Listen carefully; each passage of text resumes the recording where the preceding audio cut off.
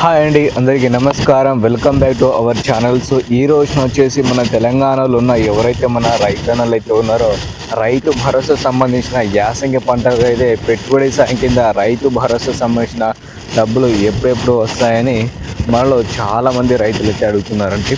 So వాస్తవంగా చెప్పాలంటే ఇప్పుడు మన తెలంగాణలో వచ్చేసి రైతు భరోసా యాసంగి పంట అనేది మనకైతే డిసెంబర్ నెల నుంచి వేసుకునే ఉన్నాం కదా.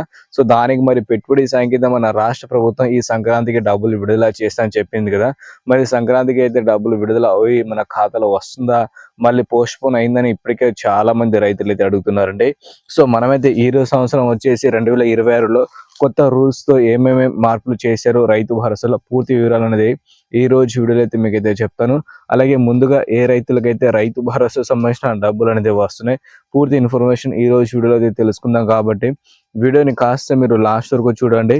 మరి కొత్తగా చూస్తున్న రైతులు ఎవరైతే ఉంటారో తప్పకుండా వెళ్ళి సో ఇప్పుడైతే లేట్ చేయకుండా వీడియోని అయితే స్టార్ట్ చేద్దాం. చిన్న లైక్ అయితే ఇచ్చేయండి. ముందుగా చూసుకుంటే మన తెలంగాణలో యాసంగి పంటలకైతే పెట్టుబడి సాయం కింద రైతు భరోసా సంబంధించిన నిధులు అనేది విడుదల చేయాల్సిన సమయం అయితే వచ్చిందండి. హామీ ఇచ్చిన విధంగా మన తెలంగాణలో ఉన్న రైతులకైతే యాసంగి పంటకు సంబంధించిన డబ్బులు అనేది ఎకరానికి 6,000 రూపాయల చొప్పున మన వ్యవసాయ శాఖ మంత్రిగా తుమ్మల నాగేశ్వరరావు గారు ఈ సంక్రాంతి పండుగ కానుక సందర్భంగా రైతుల ఖాతాలో డబ్బులు జమ చేస్తామని చెప్పిన విషయం మనందరికీ గుర్తుంది కదా.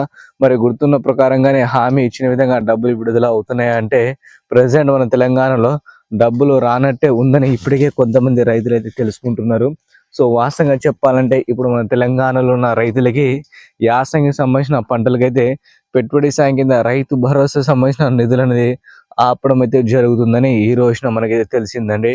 సో దానికి కారణం ఏంటంటే మన తెలంగాణలో వాస్తవంగా ఎవరు వ్యవసాయం చేస్తున్న రైతులు ఉన్నారు, ఎవరు బీడు భూములు సాగు చేసే రైతులు అయితే ఉన్నారు, దాని గురించి మనకి పూర్తి ఇన్ఫర్మేషన్ అయితే రాలేదండి. సో సర్వే చేసిన తర్వాత ఎంతమంది రైతులు అయితే ఉంటారో దాని గురించి వచ్చిన తర్వాత రైతు భరోసా సంబంధించిన డబ్బులు విడుదల చేస్తామని చెప్తున్నారు. ఇది కాస్త మనకైతే జనవరి చివరి వారం అవ్వచ్చు అనుకుంటున్నారండి రైతులు వచ్చేసి డబ్బులు విడుదల కావడానికి.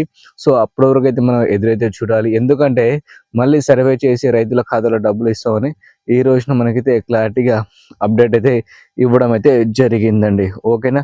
So thank you.